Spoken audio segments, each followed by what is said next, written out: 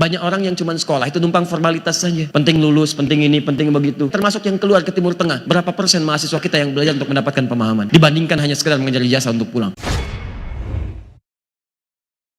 Jadi kalau ilmu itu mau diolah, Quran itu indah sekali. Nggak menyebutkan teori, tapi dijelaskan detailnya.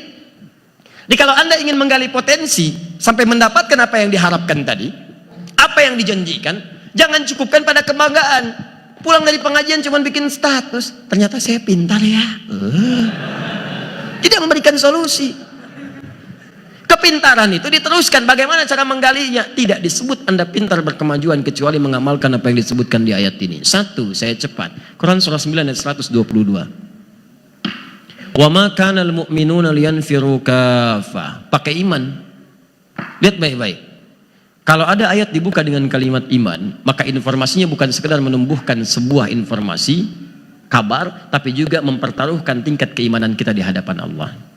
Ingat baik-baik. Kalimat salat pertama dibuka dengan iman. Alladzina yu'minuna bil ghaib wa yuqimunas shalah.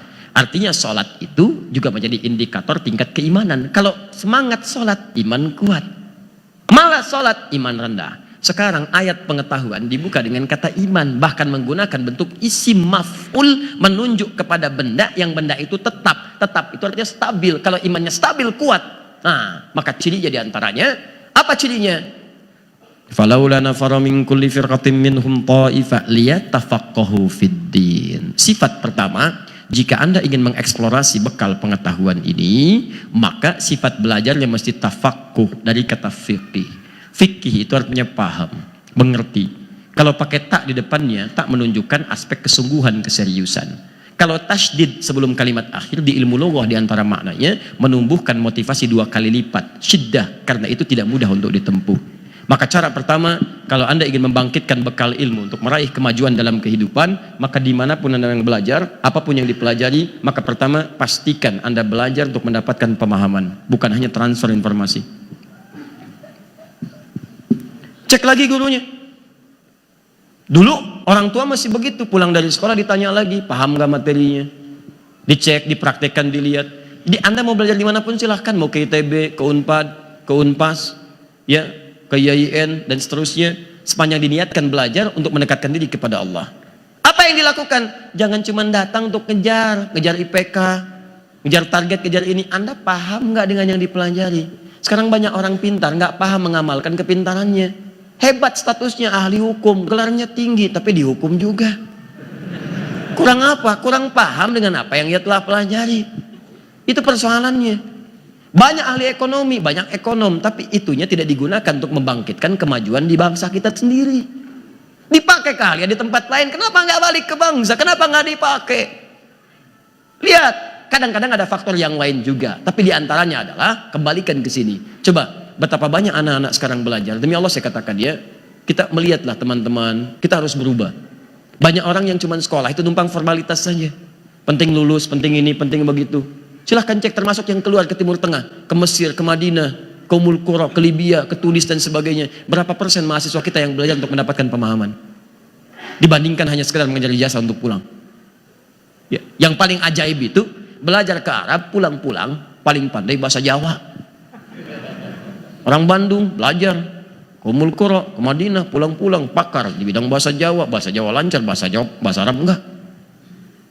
Belajar ke Libya, pulang-pulang, masya Allah, bahasa Palembang, bahasa Padang lancar, ya bahasa Arabnya berantakan. Apa yang salah? Nah, ini bagian pertama. Jadi saya ingatkan juga ya, Anda yang di ITB, yang di Unpad, ya, yang di Unpas, yang macam-macam sekitaran Bandung, atau juga keluar dari sini, ya Undip, Universitas Diponegoro, ya. Unpad, Universitas Pangeran Diponegoro, Pajajaran, ya, dan yang lainnya. Nah, coba biasakan, pahami. Kalau belajar pahami.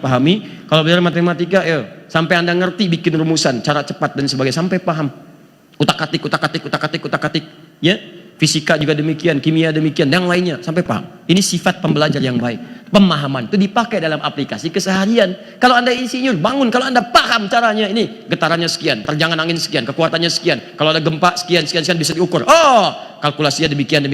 Strukturnya harus seperti ini. Naiknya begini, pakai baja ringan, pakai ini, pakai gentang ini. Jadi bangunan kokoh. Jangan kalah sama Firaun.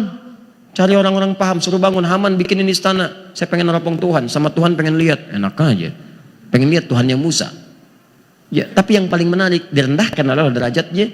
Tapi ketika dia membangun dengan orang-orang pakar di bidangnya, jadi piramid sampai dengan sekarang. Silahkan kembalikan teman-teman. Termasuk juga yang agama. Jangan cukupkan dengan belajar tahu. Ini banyak penyakitnya nih. Orang belajar agama cuma tahu. Karena tidak paham ketika diamalkan, tidak datang kekhusyuan. Coba saya mau tanya pada anda ini sholat. Sampai dengan sekarang, ribuan kali ruku dan sujud. Ribuan kali. Anda paham nggak apa yang dibaca? Jangan-jangan bacaannya bagus, fasih, tajwidnya benar. Ruku, sujud sempurna. Cuman pertanyaannya, paham nggak yang dibaca? Jangan-jangan selama ini ruku nggak ngerti yang dibaca, sujud nggak paham. Apa yang diungkapkan nggak ngerti, bagaimana bisa khusyuk? Minta permintaan tapi nggak ngerti yang diminta. Rabbighfirli warhamni wajburni warfani warzukni. Ya Allah minta rezeki warzukni. 4 kali minta salat isya. Bis isya minta lagi. Ya Allah berikan aku rezeki. Yang tadi apa dalam sholat? Yang tadi warzukni.